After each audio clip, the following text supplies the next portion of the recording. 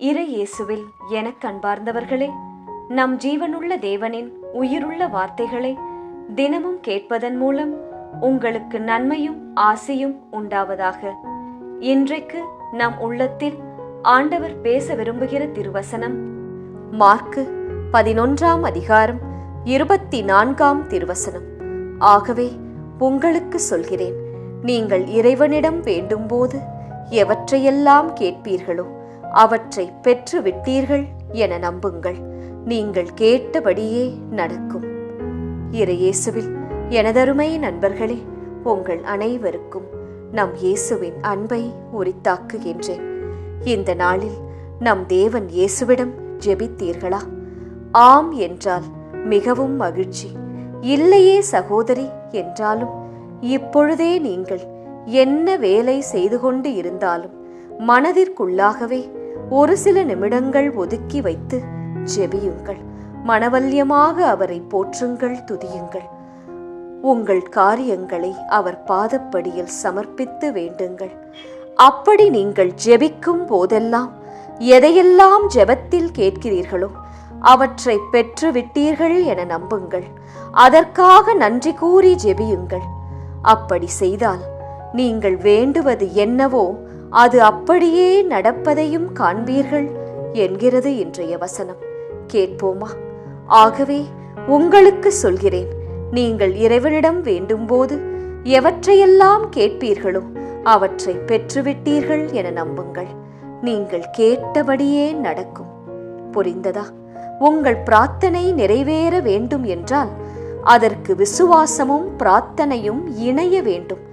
அப்போது நிச்சயம் அற்புதத்தை எதிர்பார்க்கலாம். நீங்கள் ஜெபிக்கும் போது உங்கள் ஆன்மா இயேசுவை முழுமையாக நம்ப வேண்டும்.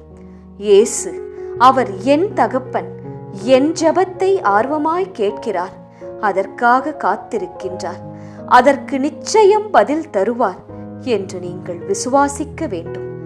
சாதாரண நாட்களில் இதையெல்லாம் நாம் நன்றாகவே செய்து விடுவோம்.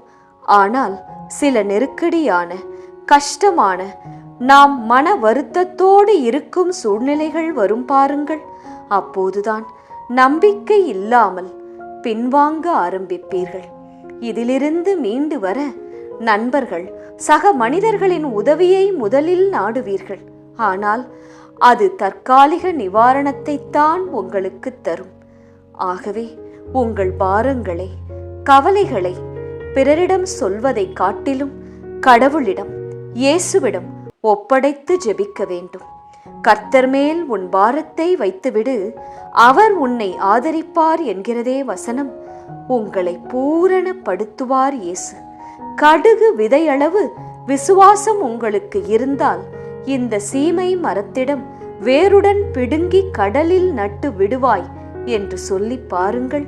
அது உங்களுக்கு கீழ்ப்படியும் என்கிறதே வசனம். மறந்து விட்டீர்களா? விசுவாசம் என்பது காணப்படாதவைகளின் பேரில் நீங்கள் வைக்கும் நிச்சயம்.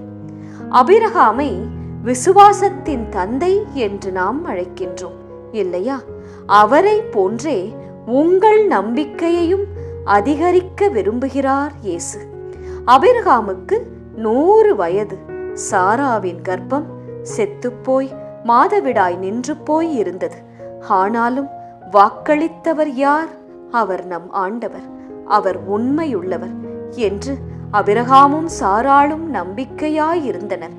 வானத்து நட்சத்திரங்களைப் போலவும் கடற்கரை மணலைப் போலவும் அவர்களை பலுகி பெருகச் செய்தார் நம் ஆண்டவர். அதே போன்று சூழ்நிலைகள் இன்று இந்த நாளில் உங்களுக்கு எதிராக இருந்தாலும் இயேசுவின் மேல் நம்பிக்கை வையுங்கள். நிச்சயம் நீங்களும் அற்புதங்களை பார்ப்பீர்கள். ஜெபிக்கலாமா? இயேசுவே, உம்மிடம் ஜெபிக்கின்ற காரியங்கள் அனைத்தும் நாங்கள் பெற்றுவிட்டோம் என்று நம்புகின்றோம். அது அப்படியே எங்களுக்கு வாய்க்க செய்யும் ஆண்டவரே. உம்மையே நம்பி இருக்கின்றோம் எங்கள் தேவனே. ஆமேன். இயேசு கிறிஸ்துவின் பெரிதான நாமத்தின் நிமித்தம் ஜெபிக்கிறோம். ஆமேன்.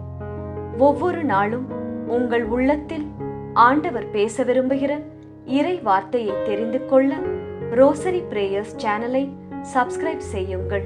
மேலும் உங்கள் நண்பர்கள் மற்றும் உறவினர்களுடன் ஷேர் செய்யுங்கள். நன்றி.